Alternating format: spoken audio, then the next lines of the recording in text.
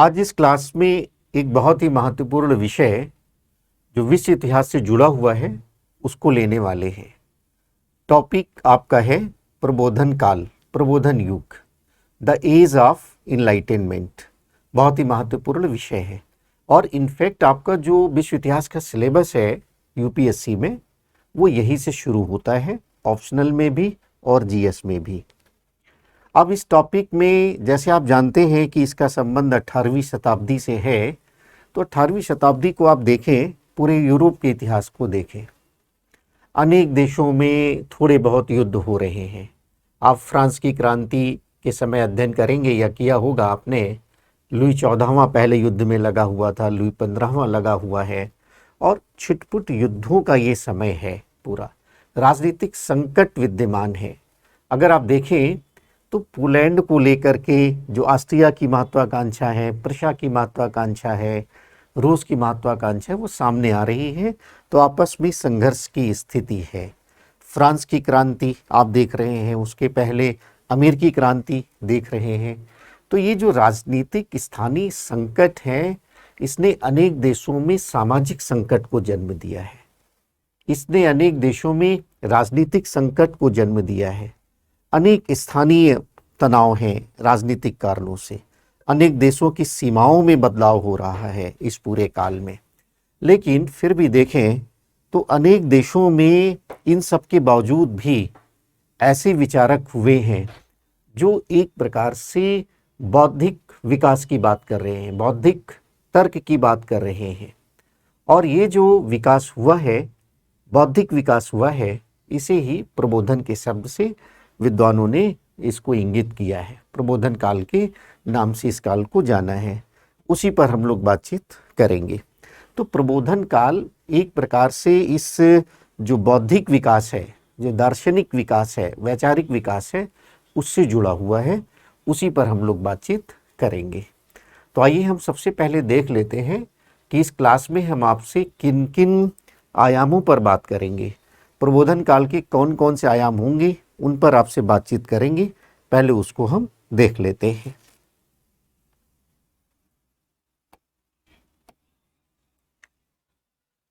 प्रबोधन युग, the age of enlightenment. सबसे पहले हम जो बातचीत करेंगे, थोड़ा समय को लेकर के बातचीत करेंगे, टाइम पीरियड को लेकर बातचीत करेंगे। इसका टाइम पीरियड क्या है, क्योंकि विद्वानों में अलग अलग प्रकार की बातें हैं, तो उसकी चर्चा हम करेंगे और मोटे तौर से हम क्या मानेंगे ये बात हम आपको बताएंगे। इसके बाद द एज ऑफ इनलाइटेनमेंट, इसका पुनर्जागरण से क्या रिलेशन है। रेनेसा जिसका अध्ययन आपने किया है, पुनर्जागरण से इसका क्या संबंध है, उस पर हम लोग बातचीत करेंगे। यानी कोई नया विकास नहीं है प्रबोधन काल में, कहीं ना कहीं वह पुनर्जागरण से जुड़ा हुआ है, रेनेसा से जुड़ा हुआ है, उसकी बात हम लोग करेंगे।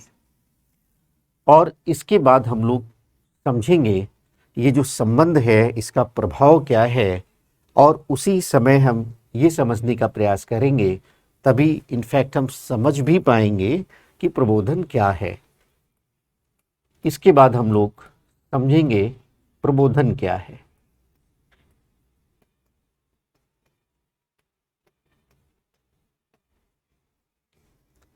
इसके बाद हम लोग देखेंगे कि इसका प्रारंभ और प्रसार कहाँ कहाँ हुआ है। प्रारंभ और प्रसार की बात हम लोग करेंगे।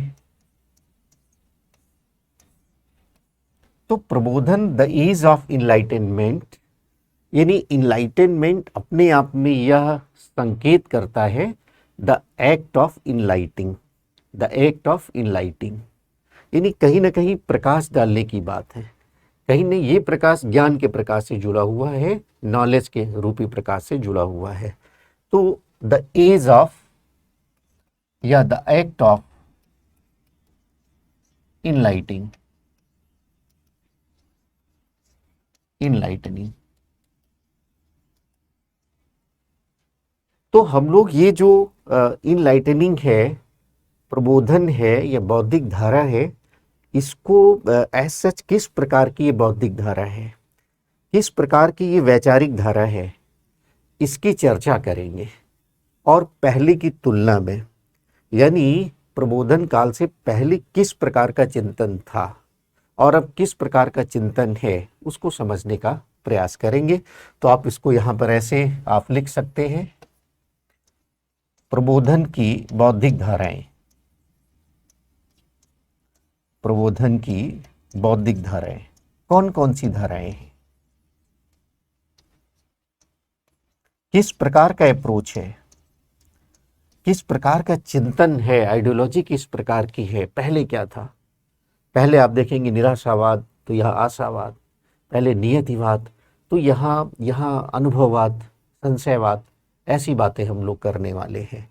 इसके बाद आपके सिलेबस से जुड़ा हुआ है, प्रबोधन काल से जुड़े हुए जो विचारक हैं उन पर बातचीत करेंगे, यानी प्रमुख विचारक की बात करेंगे।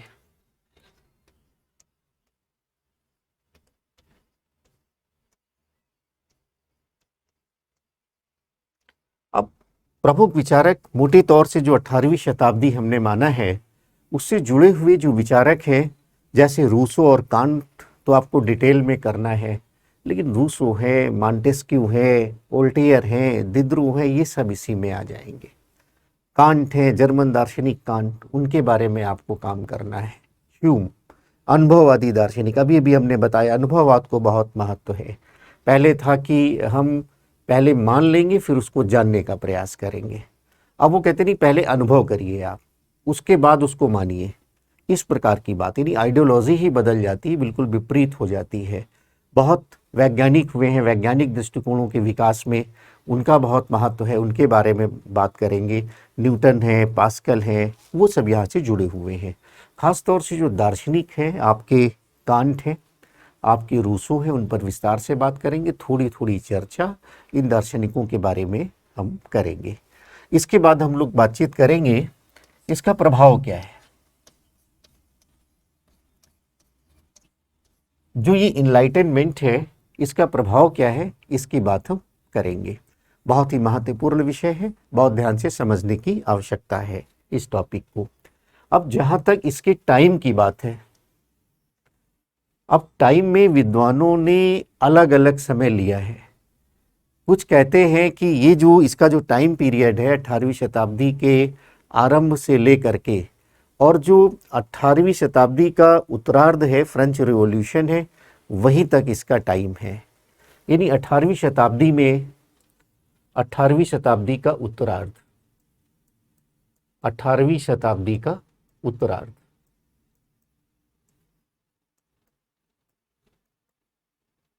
उत्तरार्ध यानी जो लेटर फेज है 18th सेंचुरी का, वहां तक इसको मानते हैं 18वीं शताब्दी का उत्तर।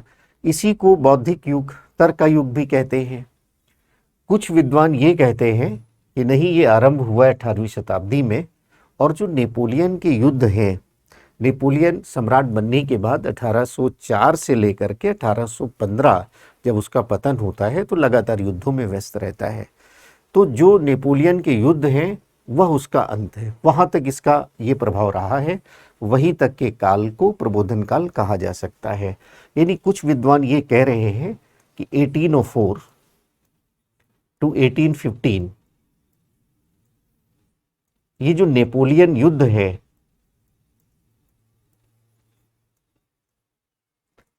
यहाँ ये समाप्ति हो जाती है, नेपोलियन युद्ध के साथ ही इसकी समाप्ति हो जाती है। कुछ इस प्रकार की बात कहते हैं।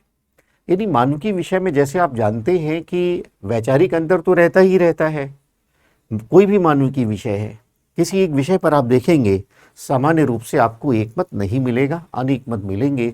सिविल सेवा में हमें उन सभी मतों को जानना होता है, और मोटे तौर से कौन सा मत समग्र रूप से मान्य है उसी को हमको प्रेफरेंस देना होता है अपने लेखन में। अब इसके बाद आप देखिए, कुछ विद्वान ये कहते हैं कि जो ये हमारा प्रबोधन काल है, द एज ऑफ इनलाइटनमेंट है, वह 1688 से शुरू होता है, 1688 से शुरू होता है। 1688 यानी गौरवपूर्ण क्रांति, ग्लोरियस रिवॉल्यूशन, जो कि इंग्लैंड में संपन्न होता है। राजा जो हो अपने अधिकारों को सीमित करता है, सामंतों के अधिकारों को सीमित किया जाता है, और जो मध्य वर्ग है या वहाँ की जो संसदीय व्यवस्था है उसको बहुत सारे अधिकार दिए जाते हैं। इसे ही ग्लोरियस रिवॉल्यूशन कहते हैं। बिना एक बूंद रक्त बहाए, किसी प्रकार की हिंसा नहीं है यहाँ। जैसे फ्रांस की क्रांति में आपने देखा, रूस की क्रांति में, अमेरिकन रिवॉल्यूशन में हिंसा, उस प्रकार की हिंसा नहीं है। तो गौरवपूर्ण क्रांति से लेकर के और 1789 ये जो काल है, 1789 यानी फ्रेंच रिवॉल्यूशन, फ्रांस की क्रांति, यहाँ तक के काल को प्रबोधन काल कहा है कुछ विद्वानों ने। तो इस सारे मतों को देखें, सारी बातों को देखें, तो आप ये कह सकते हैं कि मोटे तौर से जो 18वीं शताब्दी है, 18वीं शताब्दी का मतलब 1700 से लेकर के और जो 1800 के मध्य का काल है, ये मोटे तौर से सभी विद्वानों ने माना है प्रबोधन काल के संदर्भ में। इसीलिए सामान्य रूप से आप ये कह सकते हैं कि प्रबोधन काल का संबंध 18वीं शताब्दी से है। ये एक सर्वमान्य मत है, कोई कुछ आगे तक मानता है, कोई पीछे से थोड़ा बहुत मानता है, लेकिन 18वीं शताब्दी इसका मुख्य कालखंड था, ये आपको समझना है। तो 18वीं शताब्दी के विकास से जो जुड़ा हुआ है प्रबोधन काल, उसको हम समझने का प्रयास करेंगे। अब यहाँ पर हम देखें पुनर्जागरण से इसका क्या संबंध है। अब पुनर्जागरण 14वीं से लेकर के 16वीं शताब्दी तक का जो एक मानसिक विकास है वहाँ से जुड़ा हुआ है। तो इसका रिलेशन क्या है, इसको थोड़ा समझने का प्रयास करेंगे। प्रबोधन का संबंध पुनर्जागरण से, रेनेसां से क्या संबंध है, उससे क्या संबंध है, इसको समझने का प्रयास करेंगे। जैसे आप देखिए, रेनेसां जब आप अध्ययन करते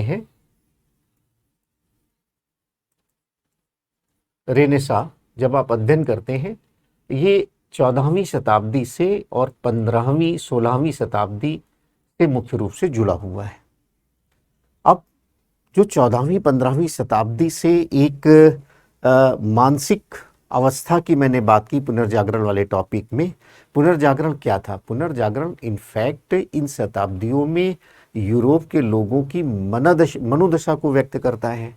मनोदशा का मतलब ये था कि अब जो चिंतन है वो तर्क पर आधारित है। बहुत विस्तार से पुनर्जागरण हमने आपको कराया है, नहीं है तो आप उसको अच्छे से पहले पढ़ लेंगे। आपके सिलेबस में पुनर्जागरण नहीं है, फिर भी उसको हम विस्तार से पढ़ाते हैं, यही कि समझने के लिए, आगे के विषयों को समझने के लिए। आधुनिक विश्व इतिहास उसके बिना समझा ही नहीं जा सकता है।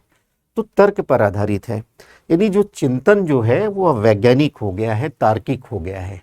पहले का चिंतन, यानी अगर आप इसके पहले का 14वीं 15वीं शताब्दी से पहले का चिंतन देखेंगे तो किस पर आधारित है? आस्था पर आधारित है, और ये तर्क पर आधारित है। आस्था पर आधारित है, यानी अब वहाँ ईश्वर केंद्रित, चर्च केंद्रित, राज्य केंद्रित विषयों को महत्व दिया जा रहा है। लेकिन अब ये जो चिंतन आया है ये मानव केंद्रित चिंतन है, मानव केंद्रित चिंतन है। तो ये जो पुनर्जागरण का मानसिक चिंतन से संबंध है,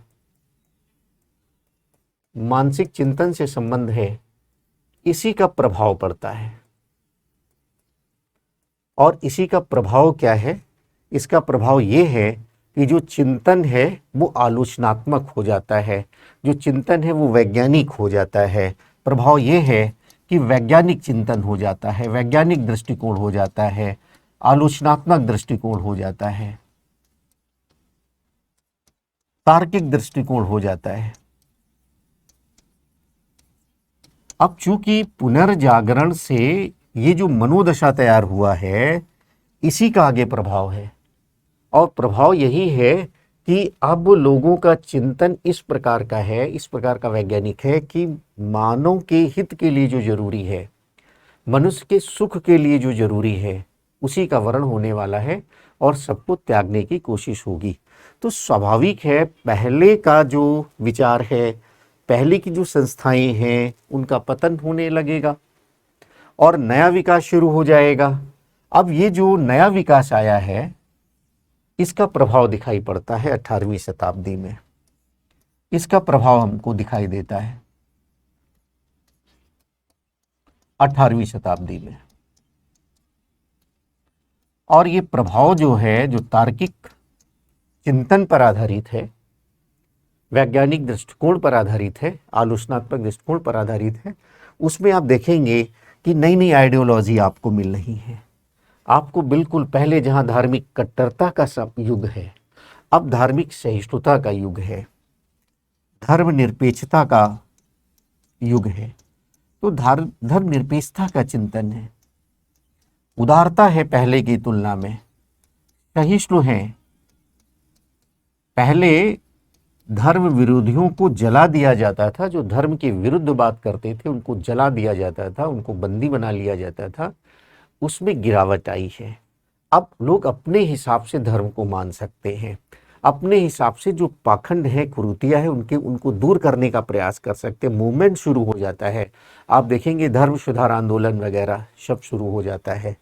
यहाँ पर जो चिंतन आया है, जो प्रभाव आया है, उसमें अनुभूति मूलक ज्ञान पर बहुत बल है, यानी अनुभववाद पर बहुत बल है। पहले बुद्धिवादी बातें हैं, बुद्धिवादी बात, और उसके बाद अनुभववाद की बात, यानी पहले बुद्धि को प्रधानता, बाद में अनुभव को प्रधानता, यानी अंतिम सत्य अनुभव से ही प्राप्त होगा। तो इस प्रकार के चिंतन में, इस प्रकार के वैचारिक विकास में अनुभववाद को बहुत महत्व, अनुभूति मूलक ज्ञान को बहुत महत्व दिया जा रहा है। ये नया विकास है, अनुभूति मूलक ज्ञान। पॉइंट को नोट करते जाएंगे। अनुभूति मूलक ज्ञान, मानवतावाद पर बहुत बल है। मानवतावाद, मानववादी चिंतन जो पुनर्जागरण की विशेषता है, यानी पुनर्जागरण क्या था, 14वीं 15वीं शताब्दी के लोगों में मानसिक जो परिवर्तन हुआ है, चिंतन में जो परिवर्तन हुआ है, उसी को व्यक्त करता है, उसी का इफेक्ट आगे आप देखिए। बिना पुनर्जागरण के ऐसा संभव ही नहीं था। इसलिए पुनर्जागरण का, प्रबोधन का पुनर्जागरण से क्या रिलेशन है, ये समझने की आवश्यकता है। इनफैक्ट कोई अलग थलग विषय नहीं है हमारा प्रबोधन, इसी पुनर्जागरण से जुड़ा हुआ है, इसी मनोदशा से जुड़ा हुआ है, इसी मानसिक अवस्था से जुड़ा हुआ है। उसका जो वैज्ञानिक ढंग से प्रभाव पड़ रहा है, तार्किक प्रभाव पड़ रहा है, और जो ये हमें 18वीं शताब्दी में दिखाई दे रहा है, मानववाद दिखाई दे रहा है। हमें स्वतंत्रता जैसे विचार, अब ये कहा जाने लगा है कि स्वतंत्रता तो दैवी देन है, इसको धर्म बंधक कैसे बना सकता है, इसको राज्य बंधक कैसे बना सकता है, ये तो दैवी देन है, सभी का अधिकार है, प्राकृतिक अधिकार है, ईश्वरीय अधिकार है। डेकार्ट सीधे सीधे ये बात कह रहा है, दिदरो सीधे सीधे ये बात कह रहा है। तो स्वतंत्रता जो है, समानता का सिद्धांत। अब ये बात कही जा रही है कि मानव में जो भेद है वो इसलिए है कि लोगों के पास जो सुविधाएं हैं वो अलग अलग है, लोगों के पास अवसर अलग अलग है, यानी जो शिक्षा की व्यवस्था है, सुविधाओं की जो व्यवस्था वो अलग अलग है, इसलिए असमानता दिखाई देती है। सबके लिए समानता पर आधारित व्यवस्था होनी चाहिए। तो समानता का विचार है, स्वतंत्रता का विचार है, प्रजातंत्र का विचार है, गणतंत्र का विचार है, ये सब नया विकास है, राष्ट्रवाद का विकास है। आप देखिए किस तरह से राष्ट्रीय राज्यों का विकास चल रहा है, और वहाँ कैसे प्रजातांत्रिक बातें हो रही हैं, कैसे गणतांत्रिक बातें हो रही हैं। यानी अब ऐसे एक राज्य को महत्व दिया जाने लगा है जो सार्वभौमिक हो, कैसा भी हो, संवैधानिक राजतंत्र हो, प्रजातंत्र हो, एंड सो ऑन, कैसे भी हो, प्रबुद्ध निरंकुशवाद हो, लेकिन एक सार्वभौमिक राज्य होना जरूरी है। इस प्रकार की मनोदशा तो 18वीं शताब्दी में जो ये विकास दिखाई दे रहा है, ये जो बौद्धिक क्रांति दिखाई दे रही है, ये बौद्धिक विकास,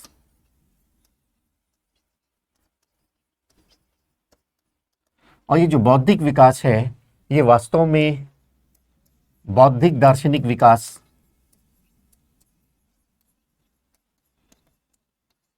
तो ये जो बौद्धिक दार्शनिक विकास दिखाई दे रहा है, इसे ही प्रबोधन काल कहा जाता है। ये प्रभाव 18वीं शताब्दी में है, इसीलिए 18वीं शताब्दी को प्रबोधन काल कहा जाता है। तो इनफैक्ट प्रबोधन काल है क्या? प्रबोधन काल पुनर्जागरण की मानसिकता के परिणाम स्वरूप 18वीं शताब्दी में जो बौद्धिक विकास, दार्शनिक विकास और उसका प्रभाव जो सामाजिक क्षेत्र में है, आर्थिक क्षेत्र में है, सांस्कृतिक क्षेत्र में है, नैतिक क्षेत्र में है, वह प्रभाव, उस प्रभाव को दर्शाता है। यानी आप ऐसा निष्कर्ष रूप में कह सकते हैं कि जो प्रबोधन है वह कोई एकाकी आंदोलन नहीं है, एक प्रकार की विचारधारा नहीं है, अपितु 18वीं शताब्दी के बौद्धिक विकास, दार्शनिक विकास से जुड़ा हुआ है। इस प्रकार की बात आप कह सकते हैं। तो अभी तक हमने ये डिस्कस किया है आपसे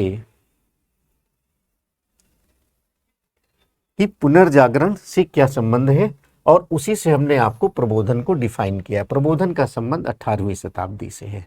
18वीं शताब्दी के बौद्धिक दार्शनिक विकास को हम प्रबोधन युग कहते हैं, उस काल को प्रबोधन काल कहते हैं। और यह जो काल है ये दार्शनिक और नैतिक बौद्धिक विकास से जुड़ा हुआ है, जिसका प्रभाव बहुत व्यापक है, जिसका प्रभाव सामाजिक है, जिसका प्रभाव सांस्कृतिक है, राजनीतिक है, आर्थिक है, इन क्षेत्रों में इसका प्रभाव दिखाई देता है।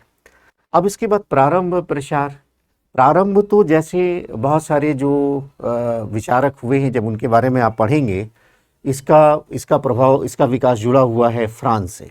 आपने देखा Rousseau, Montesquieu, Diderot, Voltaire, Hume England से जुड़ा हुआ है। तो इनका विकास जुड़ा हुआ है मुख्य रूप से, पहले ये इंग्लैंड और फ्रांस से जुड़े हुए हैं, इसके बाद जर्मनी, आगे फिर इनका विकास है रूस की ओर विकास शुरू होता है, फिर इसके बाद स्कैंडिनेवियन कंट्रीज़ में इसका विकास होता है। यानी आप फिनलैंड, नॉर्वे, स्वीडन, ये जो देश हैं, स्कैंडिनेवियन देश हैं, वहाँ पर ये विकास शुरू होता है। तो इसका प्रारंभ शुरू होता है फ्रांस से, मुख्य रूप से इंग्लैंड से, उसके बाद जर्मनी, रूस, और उसके बाद स्कैंडिनेवियन कंट्रीज़, और उसके बाद इसका फैलाव जो है वो पूरे यूरोप में हो जाता है।